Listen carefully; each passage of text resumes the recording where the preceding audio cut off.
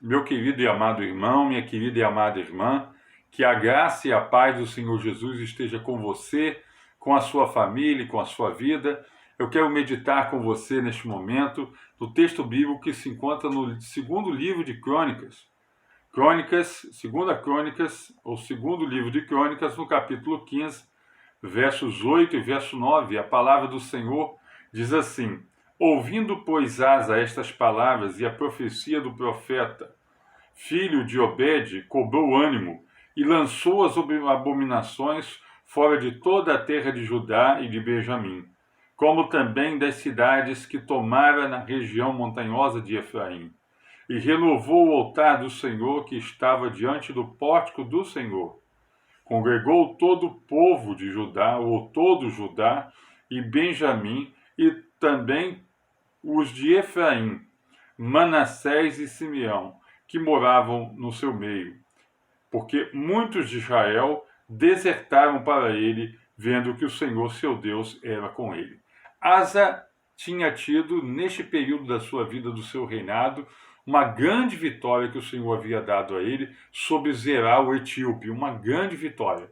E neste momento de uma grande vitória, o Senhor manda o filho de Obed, que é, na verdade, Azarias, o profeta, até Asa, para que ele lhe admoestasse o povo, que havia estado por muito tempo longe do Senhor e não havia paz. O texto bíblico, se você ler dos versos 1 ao 9, o texto bíblico vai nos mostrar que o povo de Israel não tinha paz enquanto não estabelecia um relacionamento correto com Deus.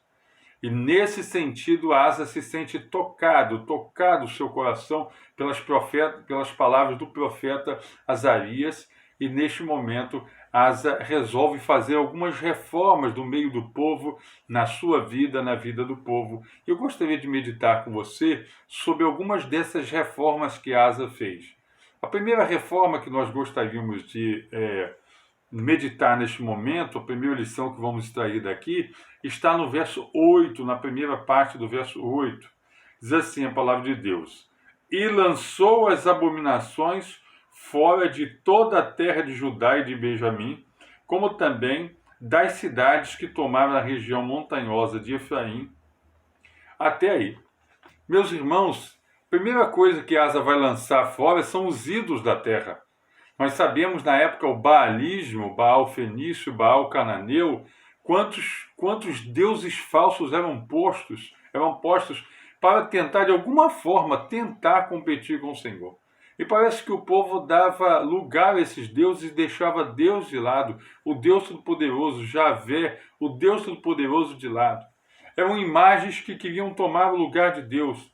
E Asa percebe isso e quer banir isso, quer tirar essas abominações do seu meio, porque Asa sabia que essas coisas atrapalhavam o seu relacionamento com Deus, o relacionamento do povo com Deus e o seu relacionamento com Deus. O próprio Deus havia dito em um dos seus mandamentos: não terás outros deuses diante de mim. Meus irmãos, aí nós ficamos a pensar, que coisas nós precisamos tirar da nossa vida que tem atrapalhado o nosso relacionamento com o Senhor? Que coisa tem atrapalhado o relacionamento do povo de Deus com Ele? Veja, a primeira lição que nós vemos aqui, a primeira reforma que nós vemos aqui, é que Asa se desapropria das coisas nocivas da sua vida que atrapalhavam o seu relacionamento com o Senhor. A segunda lição que nós temos aqui está no final do verso 8, onde nós lemos assim: renovou o altar do Senhor que estava diante do pórtico do Senhor. Meus queridos e amados irmãos, veja só, onde é o nosso verdadeiro altar? É no nosso coração. O nosso coração, como diz o hino, o meu coração é o teu altar. E o coração é um lugar que precisa de constante renovação.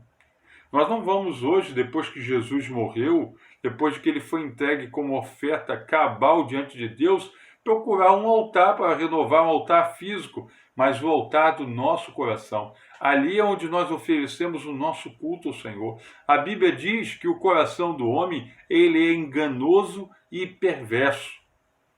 Portanto, O nosso coração é o lugar de onde sai o nosso culto, é o lugar onde precisa de constante renovação, de santificação. Então, o que Asa fez? Ele renovou o lugar do seu culto. Este lugar do seu culto é o seu coração.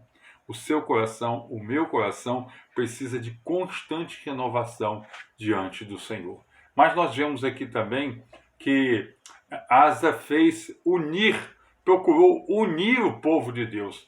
Meus irmãos, meus queridos e amados irmãos, as nossas atitudes diante das nossas igrejas, elas unem ou dividem o povo de Deus?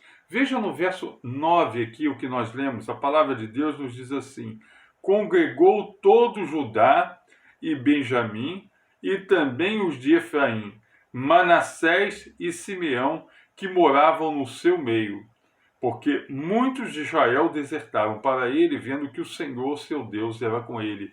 Veja a preocupação de Asa de que aquela reforma alcançasse todo o povo de Deus, de que ele ajuntasse todos que ele pudesse. Asa reconheceu a união, a importância da união do povo de Deus na reforma religiosa, na reforma espiritual. Meus queridos e amados irmãos, reforma no coração de uma pessoa somente não pode ficar. A reforma deve alcançar todo o coração do povo de Deus. A reforma espiritual, a renovação espiritual deve alcançar a todos. Veja que Asa dissemina aquele sentimento de santificação que ele sente para todo o povo de Deus. Por isso ele ajuntou, ele congregou todos que ele pôde, ele transmitiu aquele desejo de santificação, ele contaminou no bom sentido todo o povo de Deus. Deus deseja, na realidade, realizar reformas espirituais que congreguem pessoas. Não que desuna pessoas, mas que congregue pessoas. Que Deus abençoe grandemente a sua vida e que esse possa ser o desejo do nosso coração, do seu coração, do meu coração. Quero orar com você neste momento. Senhor nosso Deus, nos abençoa, nos ajuda, Senhor Deus, para que nós possamos ter esse desejo de fazer reformas que possam gerar outras reformas, Senhor Deus. Senhor Deus, de tirar diante de nós aquilo que nós sabemos que atrapalha nosso relacionamento com o Senhor. Por isso pedimos que o Senhor nos dê força, que o Senhor nos abençoe, que o Senhor nos ajude, Pai. Nós oramos ao Senhor e pedimos em nome de Jesus. Amém e amém. Meu querido e amado irmão, que Deus abençoe grandemente a sua vida, que Deus abençoe grandemente a sua família.